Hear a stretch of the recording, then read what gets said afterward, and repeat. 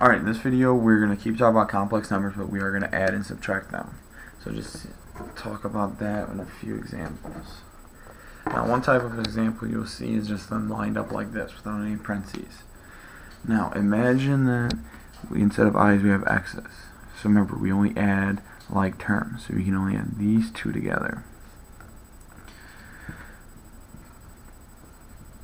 2 plus 4 gives me 6i, and then we take 3, these two, and 3 plus -2 gives us a positive 1. Now, properly you're supposed to write the real numbers first and the imaginary numbers second, so this would be your final answer, but we can only add like terms. Now what changes is if there's parentheses. Now remember, just because you see parentheses doesn't automatically mean you FOIL. You have to see what's in between it, so we have an addition sign.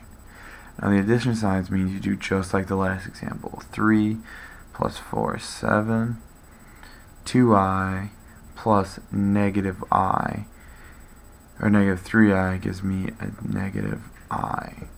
So treat it just like before. 3 plus 4, 2i plus -3i, or 2i minus 3i.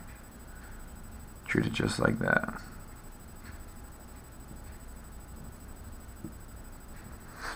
But the big thing is what happens when you put a minus sign. Now, this is important. You have to know that when you have a minus, you have to change the signs of the second one. Do not touch the first one. So it's -3 plus 2i. If you were to just take out the parentheses, this would not match up. You have to make sure you change the signs. And then after that, treat it like normal. 2 minus 3i will give me a -1. -4i plus 2 will give me -2i.